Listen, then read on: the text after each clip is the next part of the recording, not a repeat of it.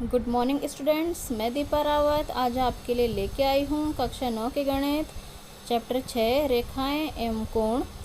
बच्चों आज हम इस वीडियो में पढ़ेंगे त्रिभुज का कोण योग गुण क्या होता है। ठीक है, इसमें आपको प्रमेय है और वो मैं आपको प्रूव करके बताऊंगी यहाँ पे कि ऐसा क्यों होता है। आपने अभी तक पढ़ा है पिछली कक्षाओं में कि किसी त्रिभुज के कोणों का योग क्या होता है, 180 डिग्री होता है। कि त्रिभुज दिया है आपको, उसमें कोण होते हैं, आपको पता है त्रिभुज में 3 कोण होते हैं, उन तीनों कोणों का योग कितना होता है, 180 डिग्री होता है। लेकिन अभी तक आप इस चीज़ को रटते आए हैं। ठीक है, अब हम देखेंगे कि ऐसा भी क्यों होता है। तो देखते हैं, हमारे पास एक ये त्रिभुज दिया है, उसमें 3 कोण है, 1 2 3।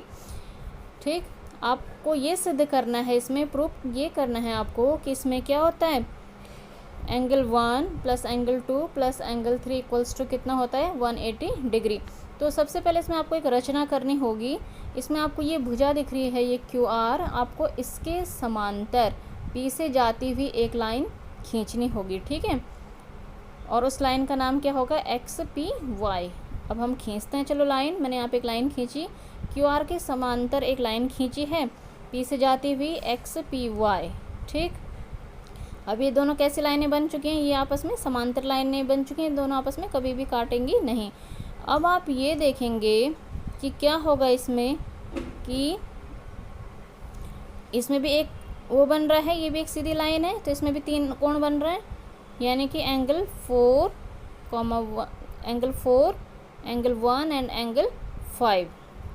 ये भी एक सीधी लाइन है, इसमें भी तीनों का योग कितना आना चाहिए, 180 आना चाहिए, है ना, क्योंकि इसमें भी रैखिक योग बन रहे हैं, इसमें भी 180 आना चाहिए। सारे कोण जितने भी एक लाइन पे बनते हैं वो कितने होते हैं, एक लाइन पे बनने वाले कोण 180 होते हैं ना। तो angle 4 plus angle 1 plus angle 5 equals to क्या आ जाएगा आपके पास, 180 डिग्री। अब आपको पता है, क्योंकि हमने क्या बोला कि एंगल जो ये लाइन है XPY, ये समांतर है किसके, QR के समांतर है। और इसमें जो PQ और PR कैसी रेखाएं हैं, इसमें ये त्रियक रेखाएं हैं। ठीक है, कैसी रेखाएं हैं, इसमें ये त्रियक रेखाएं हैं। तो भाई अब इसमें क्या होने वाला है, आप देखेंगे कि जब ये त्रियक रेखाएं हैं तो इसमें क्या होगा, जो एंगल 4 होगा ना, जो एंगल 4 होगा वो किसके बराबर होगा, एंगल 2 के बराबर होगा। क्यों, क्योंकि ये कैसे कोण आ जाएंगे, अल्टरनेट एंगल्स आ जाएंगे, एकांतर कोण आ जाएंगे। एंगल 4 इक्वल्स टू एंगल 2, उसी ढंग से एंगल 5 इक्वल्स टू एंगल 3 आ जाएगा, ये भी एकांतर कोण के युग्म बनेंगे। तो एंगल 4 इक्वल्स टू एंगल 2 और एंगल 5 इक्वल्स टू एंगल 3 एकांतर कोणों की युग्म बने। तो बस अब रखिए पहले वाली समीकरण जो हमने मानी थी स्टार्टिंग में, 1 2 3 वाली, ये वाली एंगल 4, ये वाली समीकरण 1 वाली ना, एंगल 4 प्लस 1 प्लस 5 था। इसमें एंगल 4 की जगह में आप क्या रखेंगे, एंगल 2 रख दिया, एंगल 1 एज इट इज़ है, और एंगल 5 की जगह में आप क्या रखेंगे, एंगल 3। तो यानी कि एंगल 2 प्लस 1 3, यानी कि उसको मैं अगर सही फॉर्म में लगाऊं तो ये आएगा बच्चों आपके पास angle 1 plus angle 2 plus angle 3 equals to 180 degree. तो ये आपको प्रूफ करके लाना था इसमें। ठीक है,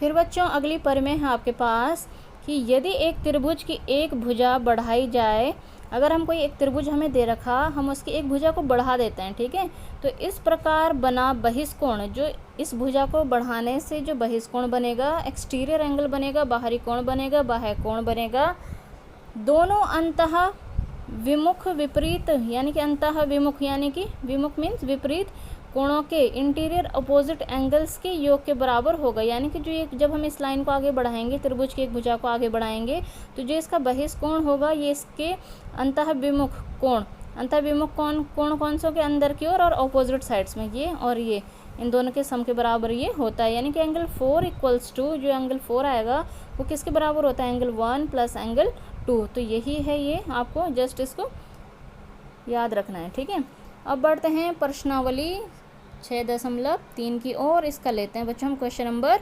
फर्स्ट। इसके क्वेश्चन नंबर फर्स्ट में है आपका, आकृति में त्रिभुज PQR की भुजाओं QP और RQ को क्रमशः बिंदु S और T तक बढ़ाया गया है। आपको एक त्रिभुज दे रखा है, इसमें आपको दे रखा है कि PQR है और इसकी भुजाएं QP और RQ, इन भुजाओं को, RQ को हमने इधर बढ़ा दिया, QP को हमने इधर बढ़ा दिया। ठीक है, बढ़ाया गया है। यदि जब हम बढ़ाएंगे तो हमें क्या क्या मिलता है, इसमें हमें दिया है कि एंगल एस पी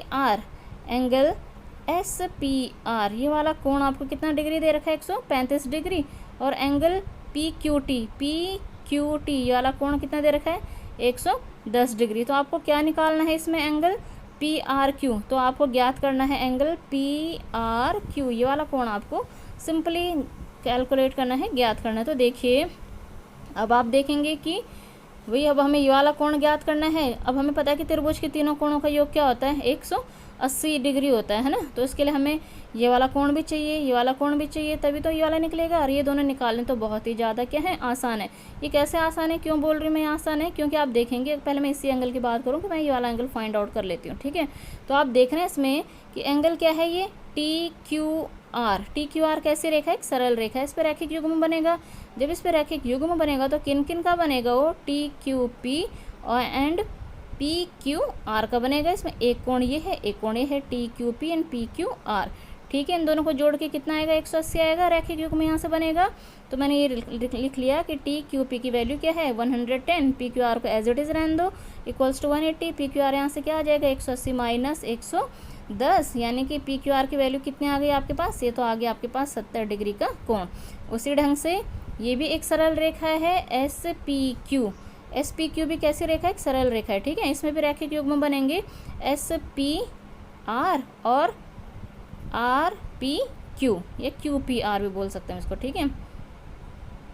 अब निकालिए इसको, एस पी आर को आप एज इट इज़ रहने देंगे। एस पी आर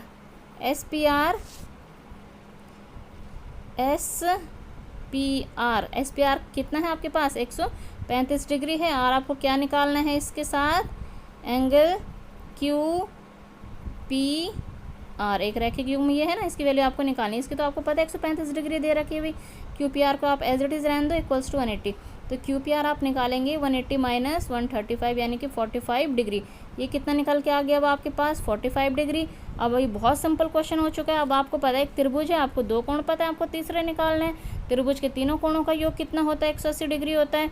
तो बस ये तो बहुत ही सिंपल हो गया। आप क्या करेंगे कि आपको पता होता है कि त्रिभुज के तीनों कोणों का योग कितना होता है 180 डिग्री होता है ना। तो उसमें तीन कोण कौन से हैं, P Q are, P R Q and Q P R. एक बार क्यू बीच में है, एक बार आर बीच में, एक बार पी बीच में, इक्वल्स टू 180 डिग्री। आपको पता है पी क्यू आर कितना निकला है, भी आपका 70 डिग्री निकला है। आपको पी क्यू एंड ये पी आर क्यू आपको फाइंड आउट करना है, इसको एज इट इज रहने दीजिए। और अभी आपका क्यू पी आर कितना निकला 45 डिग्री आपका निकला, इक्वल्स टू 180 डिग्री। बस इन दोनों को जोड़ के आगे 135 डिग्री और पी आर क्यू आपको निकालना है, इसको ऐसे रहने दो, equals to 180 degree. P R Q की वैल्यू क्या हो जाएगी 180 डिग्री माइनस 135 डिग्री यानी कि 45 डिग्री। बहुत सिंपल, बहुत इजी क्वेश्चन। अब बढ़ते हैं बच्चों इसके क्वेश्चन नंबर सेकंड की ओर। सेकंड क्वेश्चन में इसका कि आकृति में एंगल एक्स, आकृति दे रखी है, इसमें एंगल एक्स क्या दे रखा है 62 डिग्री दे रखा है। एंगल एक्स वाई जेड ये पूरा कोण 54 डिग्री का दे रखा है। और वाई ओ, जो ये वाई ओ है और जेड ओ क्रमशः क्या करते हैं, त्रिभुज एक्स वाई जेड के त्रिभुज एक्स वाई जेड के त्रिभुज एक्स वाई जेड के कोण, त्रिभुज एक्स वाई जेड है ना कि कोण, कौन सा कोण एक्स वाई जेड और एक्स जेड वाई के समद्विभाजक, यानी कि जो यहाँ से लाइन जा रही है ये इसको क्या कर रही है समद्विभाजक कर रही है। तो आपको कौन सा कोण निकालना है, तो आपको क्या निकालना है, ये जो लाइन जा रही है ना ये वाली लाइन, ये इस कोण को समद्विभाजित करती है। और ये वाली जो लाइन जा रही है ये वाली इसको क्या करती है समद्विभाजित करती है इस कोण को, ठीक है। तो आपको एंगल ओ जेड वाई वाला कोण आपको फाइंड आउट करना है। तो भैया कैसे हम इसको करेंगे, तो बहुत सिंपल ये क्वेश्चन है। आपको पता है कि त्रिभुज के तीनों कोणों का योग क्या होता है 180 होता है। कौन कौन से इसमें कोण है, एंगल एक्स है, एंगल एक्स वाई जेड है और एंगल एक्स जेड वाई है ना। इन तीनों का योग कितना आना चाहिए 180।